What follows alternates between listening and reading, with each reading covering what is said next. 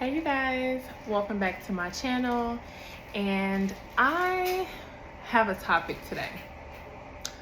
Do you struggle with self-confidence? Do you struggle with feeling stuck? Do you struggle with always comparing yourself to others? Do you struggle with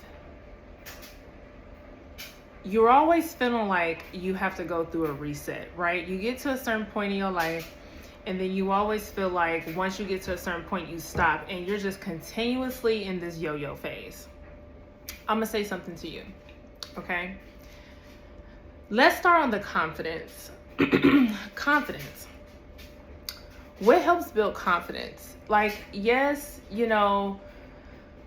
building the Pinterest vision boards, those help. Writing in your journal, those help. But I'm gonna tell you two things that can help you rebuild your confidence. Number one is going to be stop breaking promises to yourself. Stop breaking promises to yourself. When you say that you're gonna do something, you're gonna do it, period. What happens is when you say that you're going to do something and you don't do it, it starts to wear down on your confidence, and then it becomes a habit for you. And little do you know, you're slowly chipping at the ice, right? Like, picture a block of ice, right? And picture the block of ice being your confidence. And the hammer is hitting the ice every time you break a promise. And every time that hammer hit that ice, you're just slowly chipping away ice, right? Pieces of ice are just flying everywhere until you eventually get down to this little bitty crushed piece of ice. Picture that. That's like the best thing that I can come up with as of right now. When you say that you're going to do something, do it. And I'm speaking also from transparency. Like, I'm in this process of my life. I'm in my early 30s. I'm in this process in my life where I am rebuilding my confidence, right? And not saying that my confidence was at a zero. Absolutely not. But there was a point in time in my life, and I'm comparing it to now. There was a time in my life where I was more confident. And a lot of it just came from, just going through life, dating, becoming a mom, and not saying that all these things are bad things. I just felt like I got to a point to where I wasn't putting myself first. And that's something else, right? You have to start putting yourself first again, right? Put yourself before your kids too, because if you don't take care of you, how are you going to take care of other people? Okay? You have to start taking care of yourself, putting yourself first, and stop breaking promises to yourself. Another thing that I want to bring up is stop lowering your standards. Stop lowering your standards to fit into a certain group. Stop lowering your standards because you want to date somebody specific, right? Like, if you're that person where you date somebody and you guys might vibe well, you may have built an emotional bond, but at the end of the day, you feel like you're settling, right? And not saying that this person is even a bad person. It's just that that this isn't your ideal person. So because you like this person and because you want them to be around, you would rather neglect your needs and your standards to have this person around. When really, at the end of the day, the only person that you're hurting is yourself at the end of the day. And you have to remember that this is your life. You are the main character, and life is going to be what you make it, period. Okay? Life is all about decisions. You're either going to make bad decisions or you're going to make good decisions, right? Something else I do want to say is it's okay to be alone. Like, a lot of us, I've always kind of like naturally been a loner. I feel like the older I get, the more of a loner I become. Like, I I like companionship. I like to have friends. I like to still go out, but I am the type of person, I am just naturally a loner. That's just who I am. And I am comfortable being by myself. If you feel like you are the type of person where you've been in relationship after relationship after relationship, like I know people that have been in relationships since about 16 until now. Like sure, they probably had little breakups in between, but they never went over a year, like not being in a relationship. Okay. The hard truth is that yes, you may learn some things, throughout your journey, or there may have been some lessons that you may have learned with you being in those relationships. But when you don't spend time with yourself, you really don't get to know who you are as a person. Like there's so many different things that you could discover about yourself that you don't even know about yourself yet, because you never give yourself time to be alone.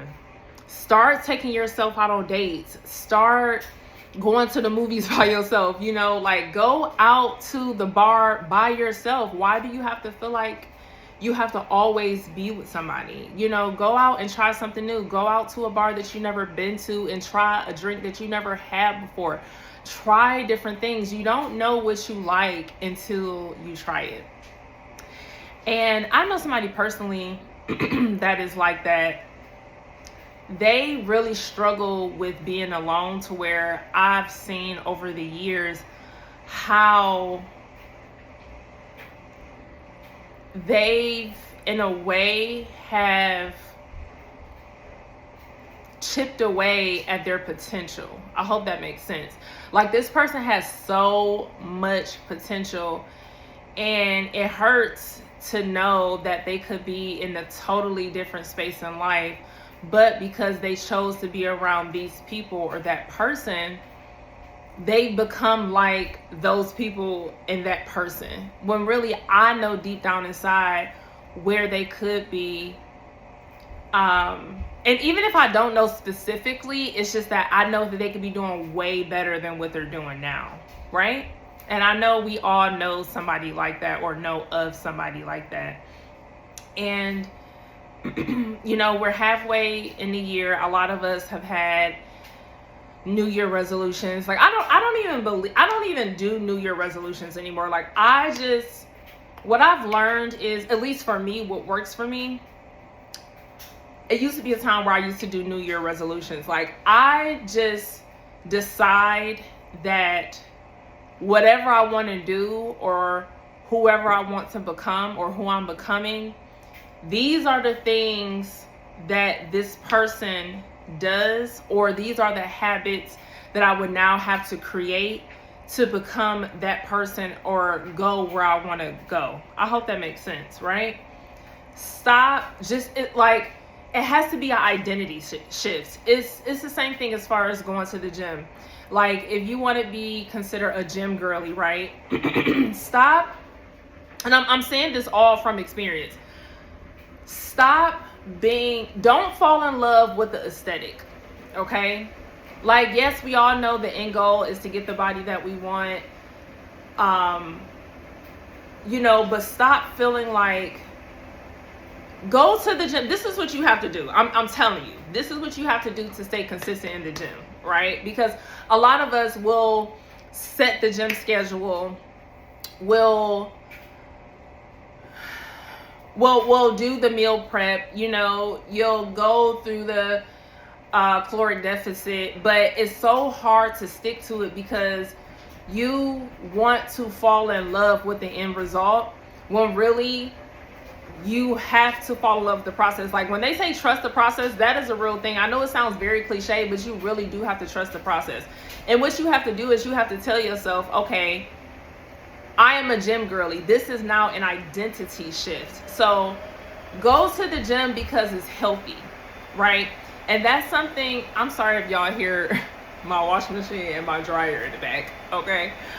But what made me be consistent in the gym is telling myself, that because I am a gym girly and this is now my new identity, I must go to the gym. Period. Like, I let go. Like, of course I still look at my body, you know, when I come from the gym, but I stopped being so obsessed with looking at my body. Like, as soon as I get back from the gym, like, I'm just looking at my body. We trying to see if we lost 5 pounds from the gym just from doing a Stairmaster for 10 minutes. Okay? Like, I hope y'all are picking up what I'm putting down. Tell yourself, okay, I go to the gym because it's healthy. Right? And once you tell yourself that more and more and more and more and more, it just slowly becomes ingrained in your brain.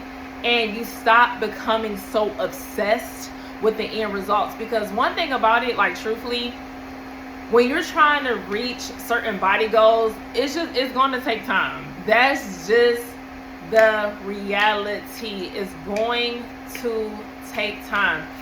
And something that I realized, like, I can be very impulsive, right?